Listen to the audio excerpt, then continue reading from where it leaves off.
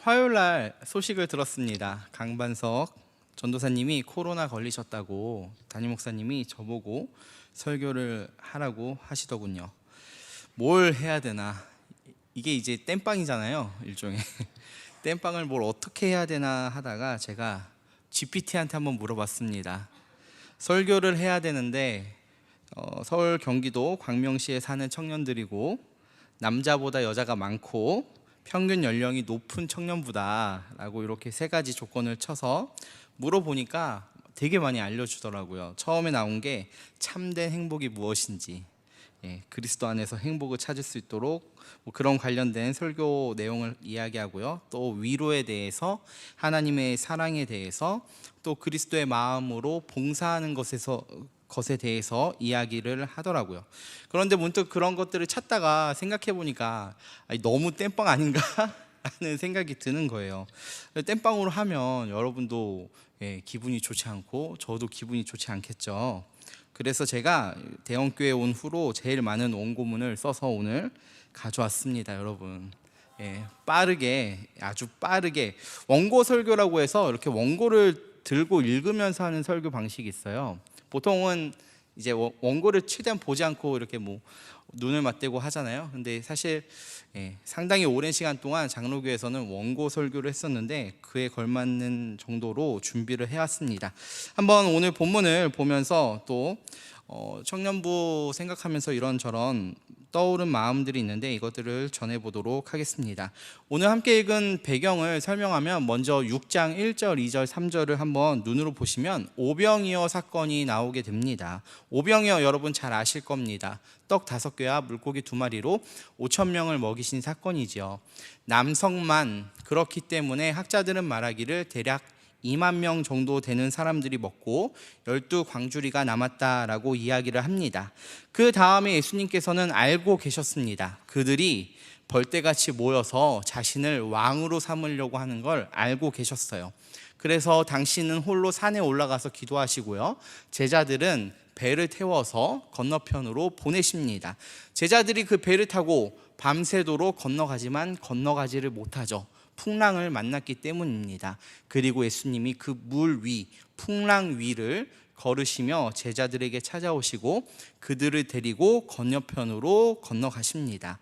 그리고 나서 우리가 함께 읽은 본문 22절이 나오는데요. 22절을 눈으로 보시면 이튿날 바다 건너편에 서 있던 무리가 배 한 척 외에 다른 배가 없는 것과 또 어제 예수께서 제자들과 함께 그 배에 오르지 아니하시고 제자들만 가는 것을 보았다라고 이야기합니다. 이튿날이죠. 오병이어 사건을 행하시고 그 다음날 이튿날이 된 거예요. 사람들이 보니까 예수님이 사라졌습니다. 그리고 배도 사라진 거죠. 그리고 여기저기서 이야기를 합니다. 예수님 산으로 가시던데, 제자들 배를 타고 건너가던데 라고 이야기를 하는 거예요. 그래서 많은 사람들이 예수님을 따라가려고 합니다. 23절을 보면 그때 마침 디베라에서 뭐가 찾아오죠? 배들이 찾아옵니다. 그래서 그 배를 타고 예수님을 찾으러 건너편으로 사람들이 따라갑니다. 24절을 보시면 무리가 거기에 예수도 안 계시고 제자들도 없음을 보고 배들을 타고 예수를 찾아 가버나움까지 찾아갔다라고 이야기를 하죠. 25절을 보면 거기서 드디어 예수님을 만납니다. 그리고 물어보지요. 랍비여 언제 여기 오셨나이까? 라고 물어봅니다. 그들의 질문에는 많은 의미가 담겨져 있어요. 언제 여기까지 왔습니까? 이거 몰라요? 어제 하고 그 다음에 없어졌으면 어제 밤에 갔겠죠. 그런데 왜 언제 여기까지 왔습니까? 라고 물어본 거예요. 이 질문에 내포된 의미는 우리한테 계속해서 오병이어 떡하고 물고기를 주셔야 되는데 왜 떠나신 겁니까? 우리와 함께 있으면서 끊임없이 먹을 것을 달라라고 이야기하는 거죠. 더 악독하게 이야기하면 평생 떡 이용권을 놓칠 뻔했습니다 라는 그런 태도와 자세로 예수님께 언제 여기 오신 겁니까? 라고 물어보는 겁니다. 아주 불손하고 뻔뻔한 질문인 거죠. 무리가 왜 예수님을 그렇게 찾았냐? 26절에 예수님이 그 마음을 아시고 이렇게 말씀하시는데요. 26절은 여러분이 함께 읽도록 하겠습니다. 시작.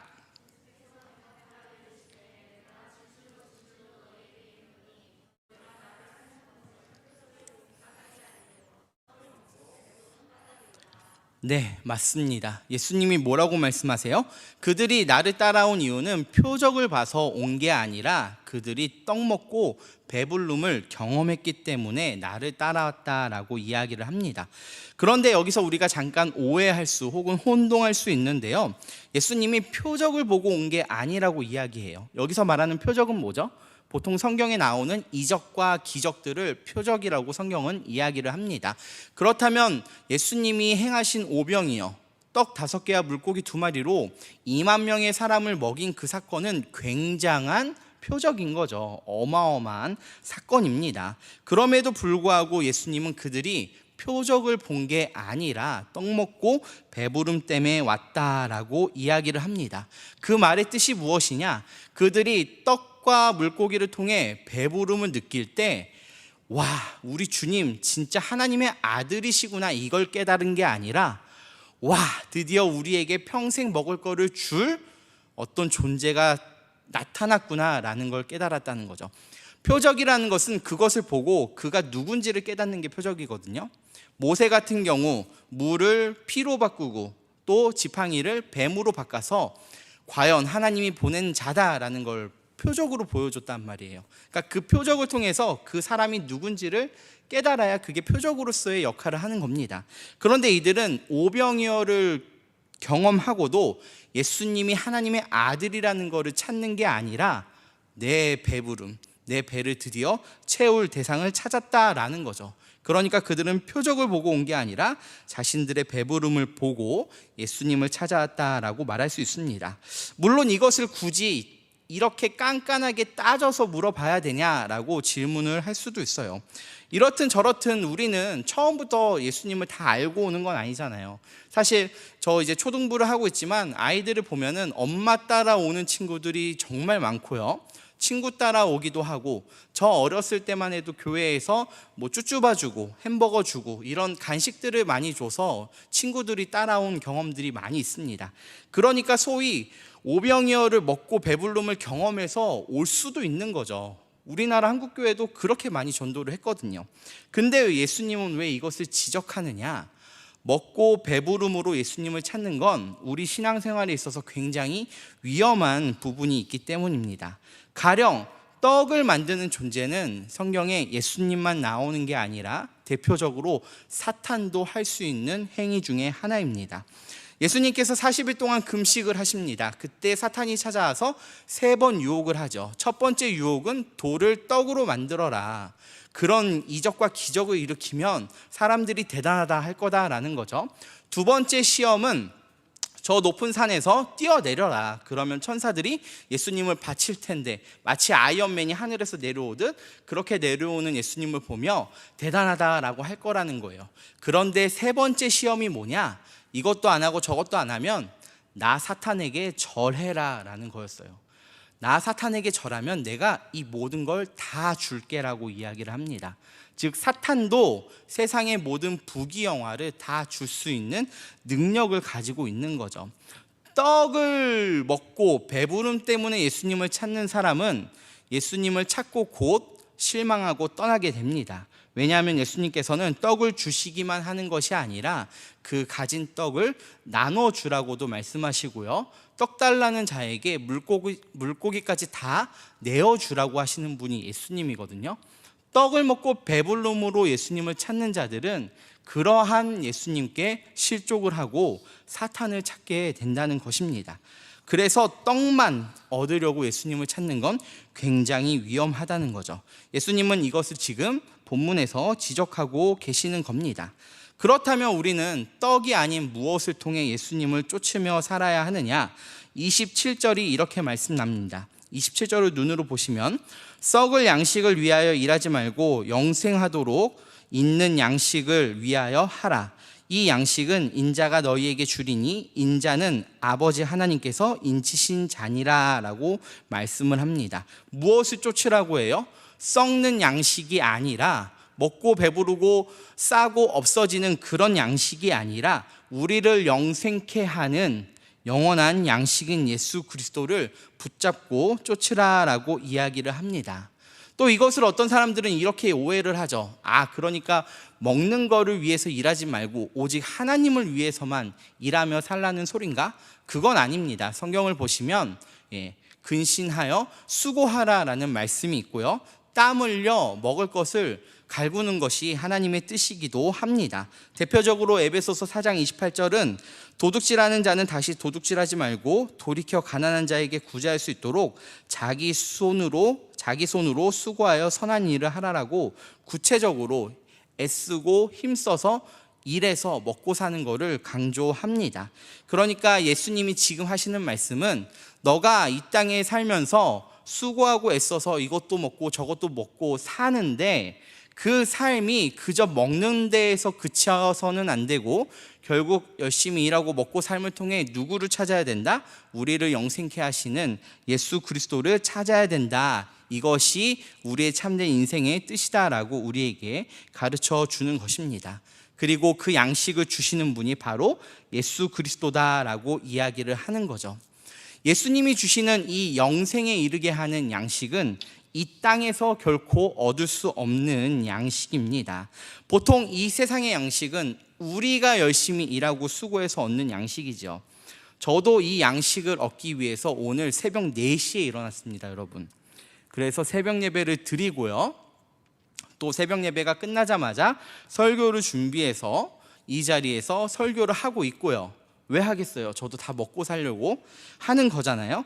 그렇게 한 달 동안 교회 일을 합니다. 그리고 교회에서는 월급이라는 개념은 아니고요, 생활비를 주죠.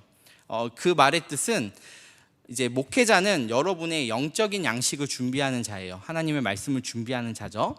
대신 이 영의 양식을 준비하기 위해서는 많은 시간이 필요하니까 그 시간 동안 일하고 먹고 사는 것을 교회가 이렇게 해주는 거예요. 교회에서는 교역자에게 육의 양식을 베푸는 거고요, 교역자는 교회에게 영의 양식을 베푸는 겁니다. 그래서 보통 세상과 다른 점은, 세상은 보통 한 달 다 일하고 나서 월급을 받잖아요.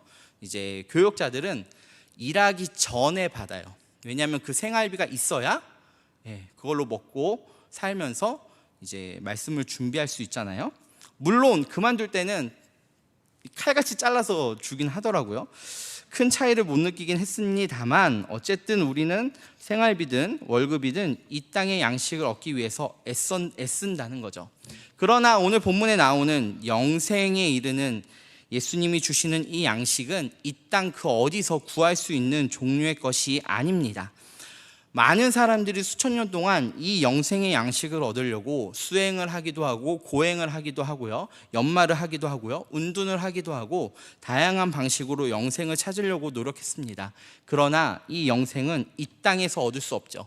이 땅의 모든 건 풀은 시들고 꽃은 시들고 풀은 시들고 꽃은 시드나?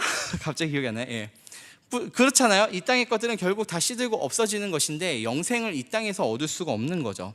영생은 오직 영생의 근원이 되시는 그 절대자가 주셔야만 가능한 것입니다.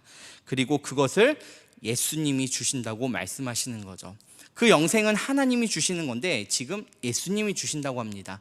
그 말의 뜻은 예수님이 곧 누구시다? 하나님의 아들이시며 하나님 그 자체라는 걸 지금 이들에게 가르쳐 주는 겁니다. 그런데 이들은 이거를 다 이해하지를 못합니다. 이해하지 못하고 그저 예수님을 보면서 와, 비범하다, 대단하다, 선지자다, 이 정도로만 알고 있는 거죠. 잘 모르니까 28절에 이렇게 묻습니다. 그들이 묻되 우리가 어떻게 하여야 하나님의 일을 하오리이까? 지금 예수님이 이렇게 말씀하셨거든요. 썩은 양식을 위해 일하지 말고 영생에 이르게 하는 양식을 위해서 일해라. 그러니까 물어보는 거예요. 그럼 우리가 무슨 일을 해야 돼요? 하나님의 일을 어떻게 해야 돼요? 라고 묻는 거죠. 그리고 그들은 이렇게 생각했을 겁니다. 하나님의 일을 한다는 게 뭐지? 영생을 얻는 일을 한다는 게 뭐지?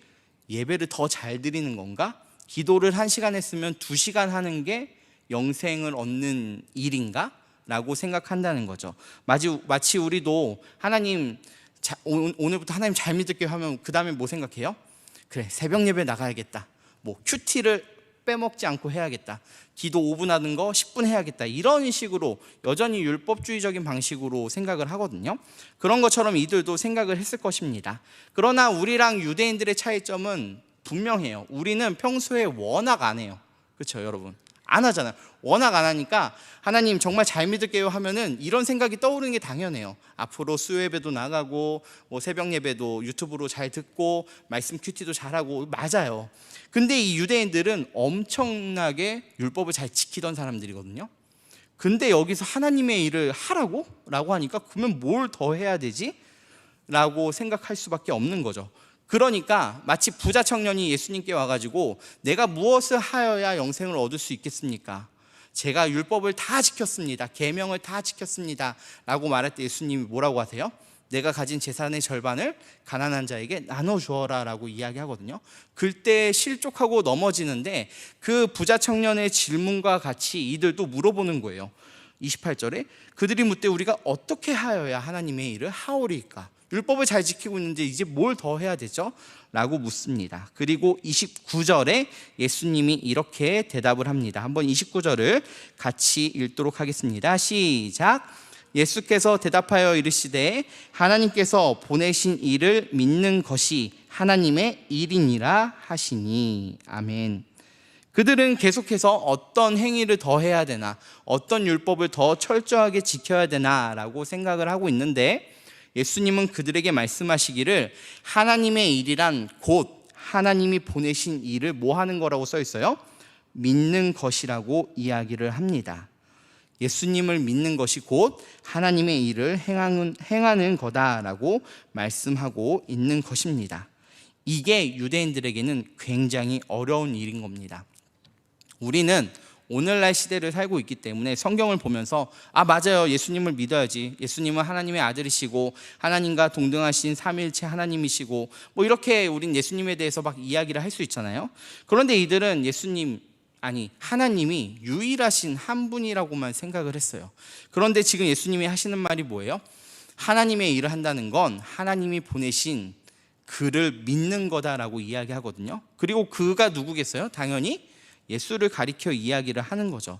그러니까 이들 입장에서는 예수님을 믿는 게 하나님의 일이라고, 그 예수님을 믿는 게 영생에 이르는 일이라고, 예수님을 믿는 게 썩은 양식을 구하는 것이 아닌 영생에 이르게 하는 양식을 얻는 거라고, 그 양식은 하나님만 주시는 건데 예수를 믿어야 얻을 수 있다고?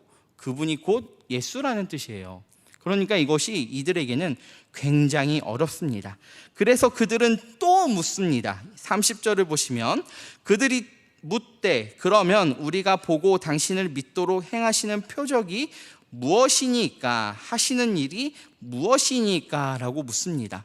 지금까지 예수님이 보여주신 게 엄청난 표적들이었거든요.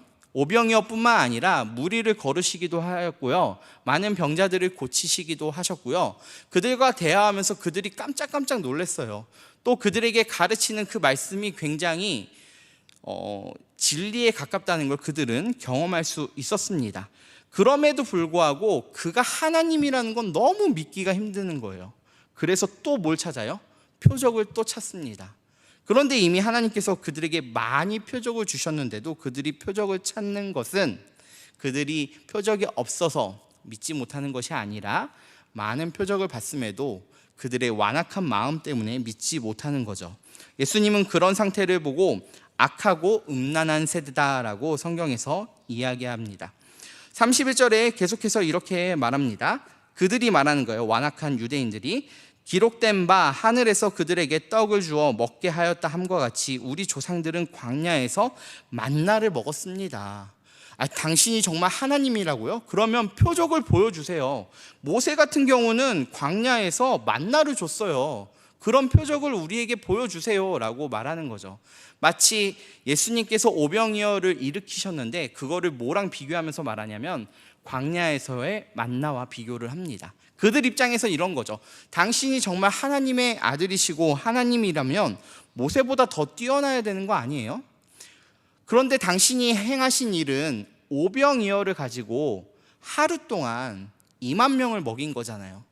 근데 모세가 한 일은 광야에서 40년 동안 그것도 아무것도 없는 하늘에서 만나를 내려가지고 60만 명이 넘는 이스라엘의 백성을 먹였어요.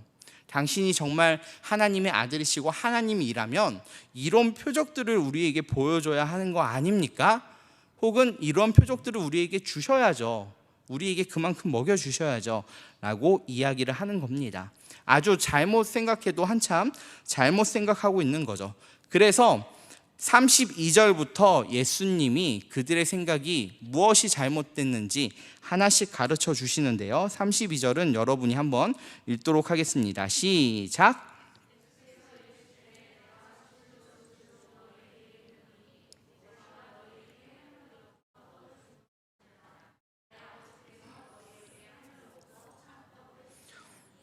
네, 맞습니다. 예수님이 하나씩 가르쳐 주세요. 먼저 아닌 거를 가르쳐 주는데요. 뭐가 아니냐? 모세가 너희에게 하늘로부터 떡을 준 게 아니다라고 이야기합니다. 첫 번째로 모세가 한 게 아니라고 얘기하는 거예요.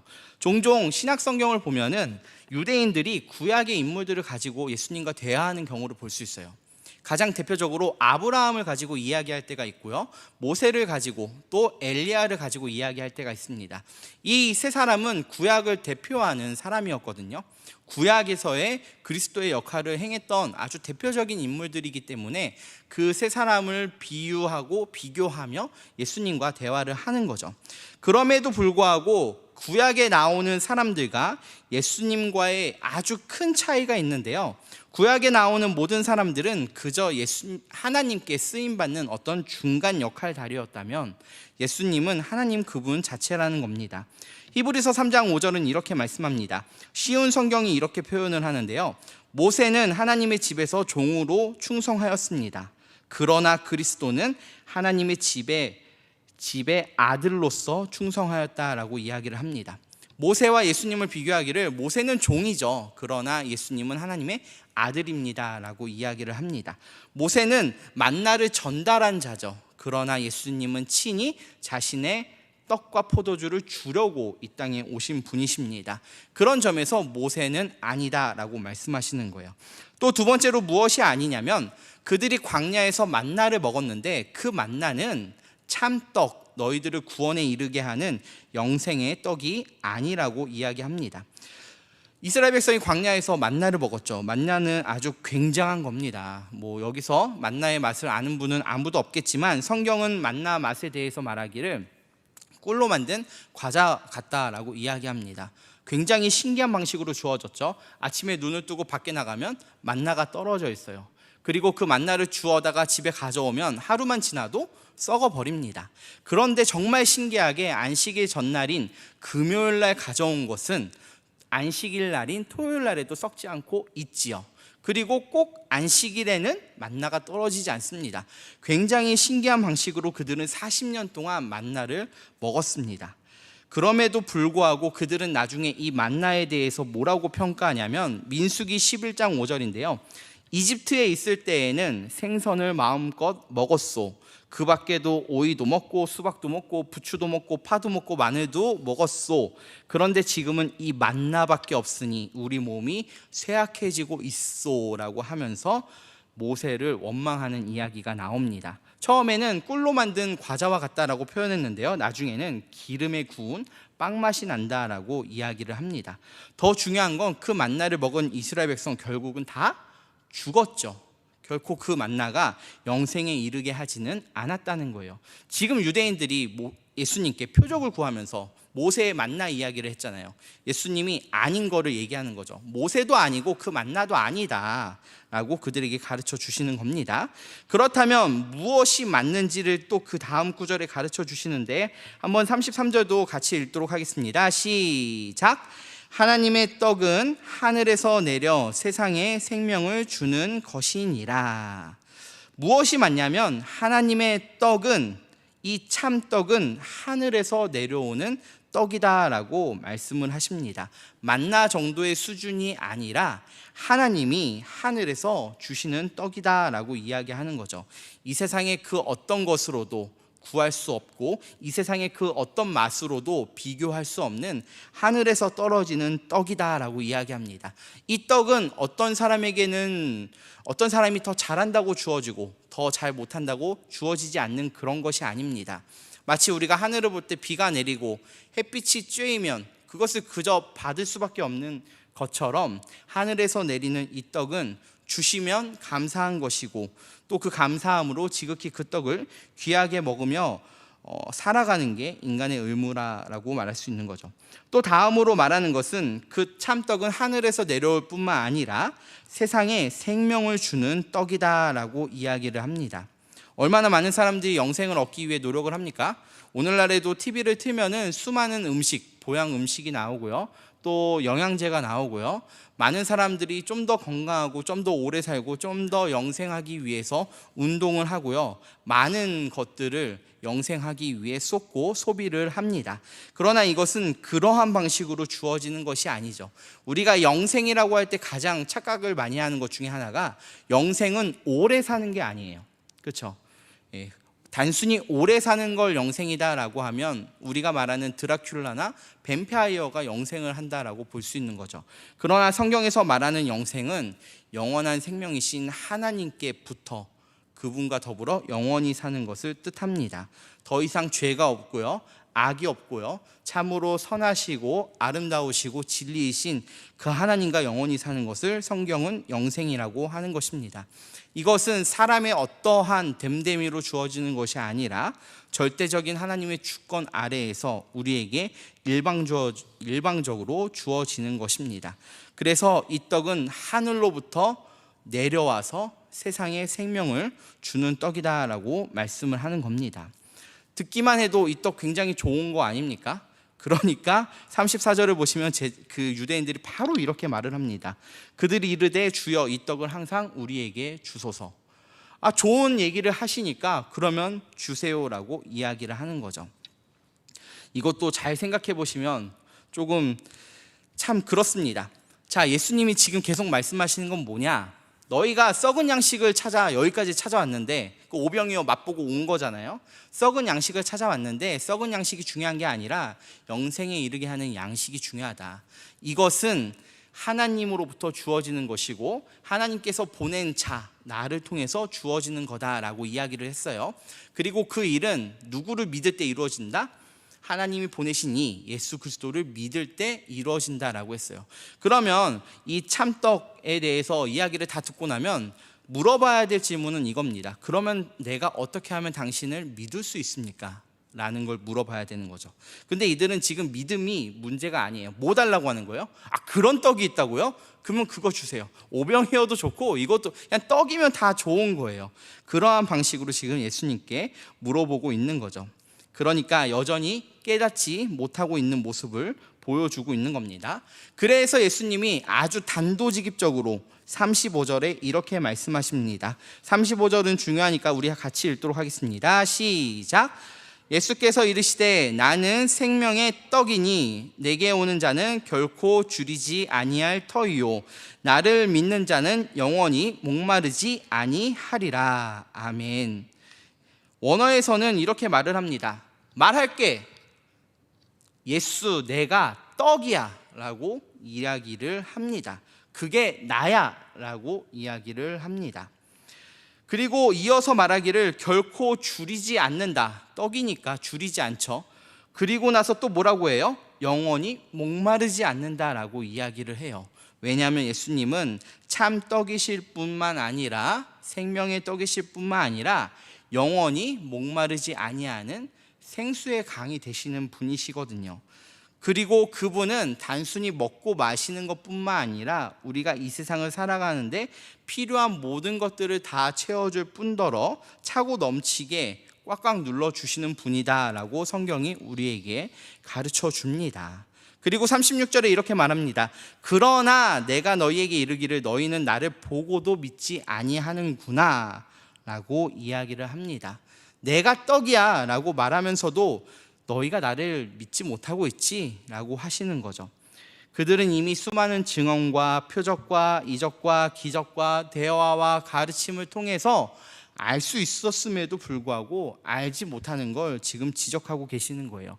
이사야서에서는 이것을 이렇게 표현합니다. 그들이 알지도 못하고 깨닫지도 못함은 그들의 눈이 가려서 보지 못하며 그들의 마음이 어두워져서 깨닫지 못한다라고 이야기를 합니다. 눈이 가려 있고 마음이 어둡기 때문에 죄인은 원래 그러하거든요. 아담 이후로 태어난 모든 인간은 그렇게 눈이 가려져 있고 마음이 어둡기 때문에 예수님을 알 수가 없는 게 지극히 당연하다는 것입니다. 그런데 중요한 건 이 다음 구절이에요. 그럼에도 불구하고 예수님을 믿는 자들이 이 세상에 있다라고 예수님께서 말씀하십니다. 그럼 어떤 자들이 예수님을 믿을 수 있느냐? 37절 같이 읽겠습니다. 시작. 아버지께서 내게 주시는 자는 다 내게로 올 것이요 내게 오는 자는 내가 결코 내쫓지 아니하리라. 아멘. 예수님께서 지금 유대인들을 책망하고 여전히 생명의 떡이신 예수님을 알아보지 못하는 그들을 책망하고 계시는데, 그럼에도 불구하고 성경을 잘 보시면 예수님을 믿는 자들이 많이 나오죠. 12제자가 예수님을 믿었고요, 사마리아 여인이 예수님을 믿었습니다. 때로는 세리장이었던, 오늘날로 따지면 일본의 앞잡이와 같은 우리나라 입장에서 그런 세리장이었던 삭개오가 예수님을 믿었고요, 또 오늘날 우리로 따지면 국회의원, 사내들인 공회의 의원이었던 아리마대 요셉이 또 예수님을 믿었습니다. 보지 못하고 완악한 마음을 가지고 있음에도 불구하고 여기저기 많은 사람들이 예수님을 믿고 예수님을 따릅니다. 이것이 어떻게 가능하느냐? 하나님이 그들을 예수님께로 보내실 때에 이것이 가능하다라고 이야기하시는 거죠. 하나님이 그들을 창세전에 택하시고 그들을 부르시고 그들을 예수님께로 인도하실 때 이것이 가능하다는 것입니다. 에베소서 1장은 이렇게 말합니다. 곧 창세전에 그리스도 안에서 우리를 택하사 우리로 사랑 안에서 그 앞에 거룩하고 흠이 없게 하시려고 그 기쁘신 뜻대로 우리를 예정하사 예수 그리스도로 말미암아 자기의 아들들이 되게 하셨다라고 이야기를 합니다. 또 요한일서 4장은 이렇게 말씀합니다. 사랑은 여기 있으니 우리가 하나님을 사랑한 것이 아니요 하나님이 우리를 사랑하사 우리 죄를 속하기 위하여 화목제물로 그 아들을 보내셨다라고 이야기합니다. 분명히 성경은 아담 이후로 모든 인류가 다 타락하여 하나님을 알지도 못하고 찾지도 않고 죄 가운데 빠져 멸망하게 되었다라고 이야기하는데, 그럼에도 불구하고 창세전에 택하신 자들, 또 하나님께서 사랑하시기로 작정한 자들은 아버지께서 그 아들에게 보내고 그들은 분명히 예수님을 믿을 수 있다라고 이야기를 한다는 겁니다. 그리고 예수님은 여기서 그치지 않고 이어서 또 이렇게 말씀하십니다. 37절을 제가 다시 읽으면요, 아버지께서 내게 주시는 자는 다 내게로 올 것이요, 그 다음이 중요합니다. 내게 오는 자는 내가 결코 내쫓지 아니하리라 라고 말씀하신다는 거예요. 하나님께서 보내시는 자들이 믿을 뿐더러 예수님께 오는 자들은 결코 예수님이 내쫓지 아니하신다라고 말을 합니다. 하나님이 보내셨다라는 것을 조금 어려운 용어로는 이제 선택이라는 표현을 씁니다. 반대로 보내시지 않으셨다는 걸 유기라고 이야기를 하거든요. 선택과 유기로 이렇게 구분을 합니다. 그런데 제가 처음 하나님이 나를 창세전에 택하시고 보내셨다고 이 말씀을 들었을 때 굉장히 불편했었어요. 청년 때. 왜 불편했냐면, 하나님이 날 보내서 내가 구원을 받는다면, 아니 내가 아무리 신앙생활을 열심히 해도 하나님이 날 선택하지 않았으면 내 지옥에 간다는 소리 아니에요, 그죠? 반대로 내가 아무리 세상에서 망나니로 살고 내 정욕대로 마음껏 살아도 하나님이 나를 택하시고 구원하시기로 작정하셨다면 난 구원을 받을 수 있는 거잖아요. 그러면 사람은 자연스럽게 이렇게 생각합니다. 열심히 신앙생활 해도 구원을 못 받을 수 있고, 망나니로 살아도 구원을 받을 수 있다면 망나니로 살면서 구원 받는 게 좋겠네. 왜냐? 열심히 신앙생활 했는데 구원 못 받으면 억울하잖아요, 그렇죠? 근데 망나니로 살다가 구원 못 받으면 그래도 좀 놀다 가는 거니까. 그래서 인간은, 죄인은 자연스럽게 하나님이 나를 택하시고 예수님께 보내셨다? 그러면 정말 그래서 내가 구원을 받는 거라면 나는 내 마음대로 살다가 택함 받으면 좋은 거고 택함 받지 못하면 어쩔 수 없는 거고, 이런 식으로 생각할 때가 있습니다.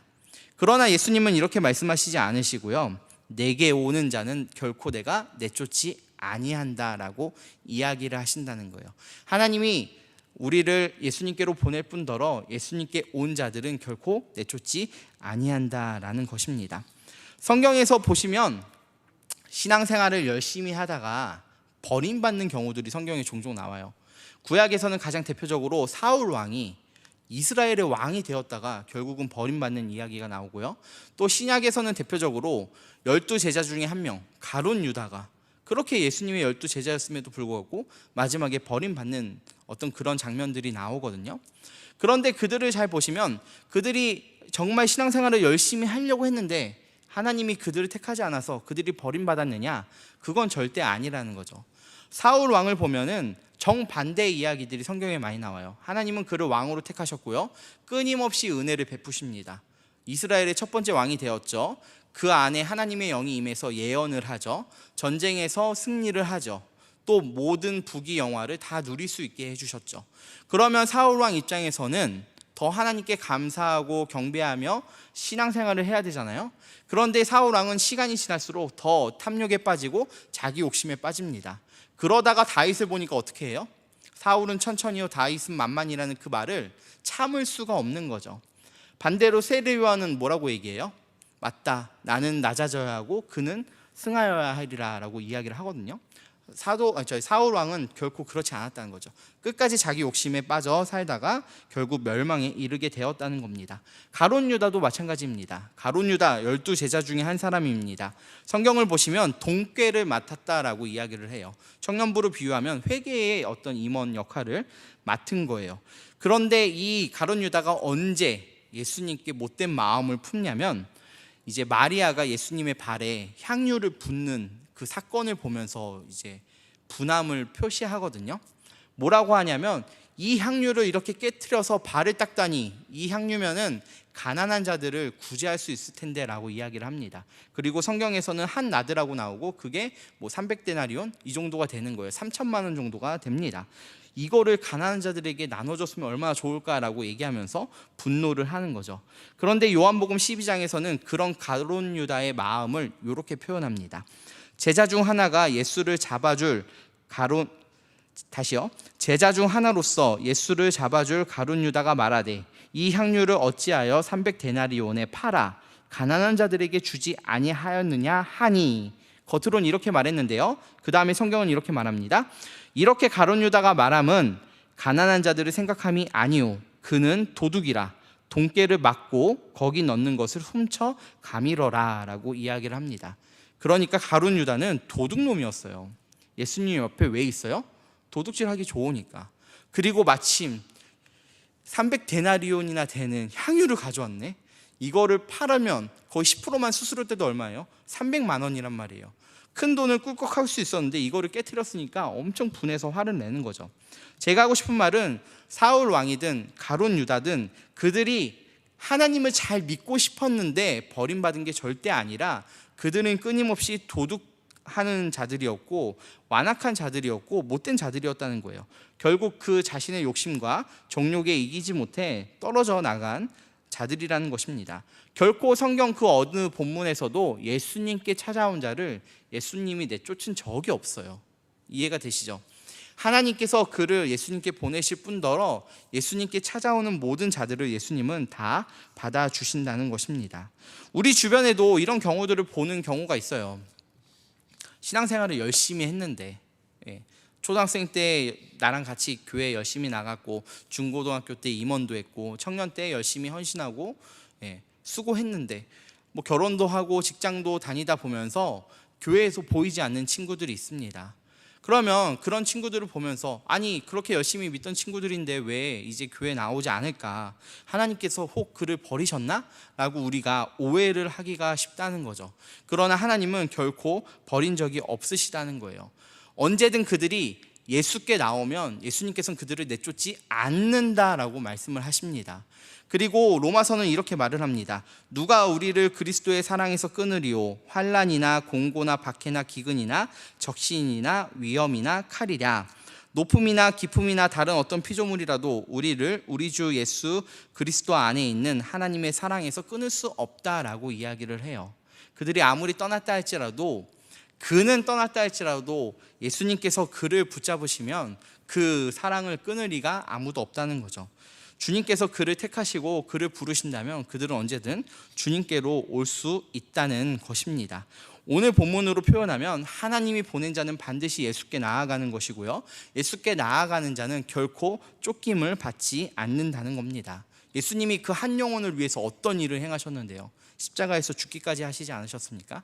그들이 좀 신앙생활이 게을러졌다고, 조금 이렇게 분주해졌다고, 그렇다고 버리지 않는다는 거예요. 부모는 자녀를 버리는 경우가 없습니다. 자녀도 부모를 떠날 때가 있지만 결국은 쥐업 열매를 먹고 돌아오는 게 자녀입니다. 그렇게 성경은 택한 자와 하나님의 관계를 우리에게 가르쳐 줍니다. 마지막으로 39절, 40절을 같이 읽도록 하겠습니다. 요한복음 6장 39절과 40절입니다. 시작. 나를 보내신 이의 뜻은 내게 주신 자 중에 내가 하나도 잃어버리지 아니하고 마지막 날에 다시 살리는 이것이니라. 내 아버지의 뜻은 아들을 보고 믿는 자마다 영생을 얻는 것이니 마지막 날에 내가 이를 다시 살리리라 하시니라. 아멘. 예수님께서 이 땅에 오신 일은 우리를 버리시는 일이 아니라 우리를 얻으시고 우리에게 영생을 주시고 우리를 마지막 때에 다시 살리기 위함이라는 것입니다. 그러므로 오늘 본문을 통해 두 가지를 말씀드리며, 첫 번째로는 참으로 영원한 우리의 생명의 떡이 되시는 예수 그리스도만을 붙잡는 여러분이 되시기를 주님의 이름으로 간절히 소망합니다. 역사적으로 많은 사람들이 오병이어 떡을 먹기 위해서, 오병이어 교회도 있는데 오병이어 그 떡을 얻기 위해서 교회를 찾았던 사람들이 정말 많습니다. 특히 우리나라도 80년대, 90년대 기복신앙이라고 해서 하나님을 믿으면 복을 많이 주시고 사업이 잘 되고 형통하게 되고 이런 류의 말씀으로 많은 사람들이 교회를 찾아왔죠. 그런데 언제 그들이 교회를 떠나기 시작하냐면, 그것이 꼭 교회에서만 얻는 것이 아니라 세상에서도 얻을 수 있다는 걸 경험하면서 그들이 많이 떠나지요. 가장 대표적으로 일본에 처음 복음이 들어갔을 때 정말 많은 사람들이 서구 문명을 받아들이면서 교회를 많이 나아갔다라고 해요. 교회 입장에서는 이제 그 히로시마 사건이 터지고 피폐해진 상황에서 그들이 교회로 찾아오니까 그들에게 뭘 했냐면, 하나는 젊은 사람들에게는 영어를 가르쳤고요, 두 번째로 노인들에게는 카바레를 추게 했다는 겁니다. 어떤 이렇게 상처된 그 부분을 치유하기 위해서, 또 교회에 더 잘 나올 수 있도록 여러 가지 프로그램들은 많은 거죠. 그런데 문제는 그들이 먹고 살만해지니까 교회에서 영어를 배우는 게 아니라 학원을 가기 시작하는 거고요, 또 교회에서 춤을 추는 것이 아니라 세상에 나아가 춤을 추게 되었다는 거죠. 오병이어를 얻으려고 오는 자들은 반드시 망하게 되어 있습니다. 그리고 이미 그것들을 우리는 역사 가운데 많이 봐왔습니다. 그러므로 소망하는 것은 오병이어가 아니라 정말 우리의 참떡이 되시고 생명의 떡이 되시는 예수 그리스도만을 붙잡고 나아가는 여러분 되기를 주님의 이름으로 간절히 소망합니다. 또 두 번째로, 그렇게 여러분이 예수님을 포기하지 않고 이 자리에 있다는 걸 저는 잘 알고 있습니다. 우리 청년부 어떤가요? 저는 이제 청년부 130명 있던 교회에서 청년부 생활을 했어요. 어른들이 300명이 안 되는 교회인데 청년부가 130명이었어요. 저희 교회가 작년이 600명 출석이거든요. 그러니까 어른에 비해서 청년들이 엄청 많은 교회를 다녔던 거죠. 굉장히 이제 어떤 활동적이고 하여튼 뭐가 많았어요. 리더 찬양팀도 토요일날 아침 10시에 와서 5시, 7시에 막 끝나고 이랬던 교회였습니다. 근데 여러분, 이 자리 지키는 게 정말 쉽지 않잖아요. 여러분을 아까 AI 봤다고 했잖아요. AI 봤어요. AI로 찾았어요. 어떤 설교하면 좋을까? 그러다 이거 아니야 이러고는 우리 청년부는 어떻지? 우리 청년부에 대해서 무슨 설교를 하지? 막 생각을 했단 말이에요. 하면서 떠오르는 게 이제 몇 가지 적어놨는데, 떠오른 게 뭐냐? 참 어려운 신앙생활 써놨고요. 나이도 점점 들고 있지. 그리고 언제까지 여기 있어야 될지 고민할 것 같아. 힘들다. 그리고 또 특히 토요일날 예배를 드리다니 이런 걸 막 써놨단 말이에요. 이런 걸 보면서 제가 어떤 말씀을 전해야 될까 하다가 이 본문을 찾은 거잖아요. 뭘 말하고 싶었냐면은 포기하지 말라는 거예요. 하나님께서 보내신 자는 또 예수님 안에 거하는 자는 결코 내쫓지 않으신다라고 했잖아요. 참 힘들고 어려운 거 아는데, 그 신앙을 지키는 게 쉽지 않다는 거 아는데, 그럼에도 포기하지 않는 여러분이 되셨으면 좋겠습니다.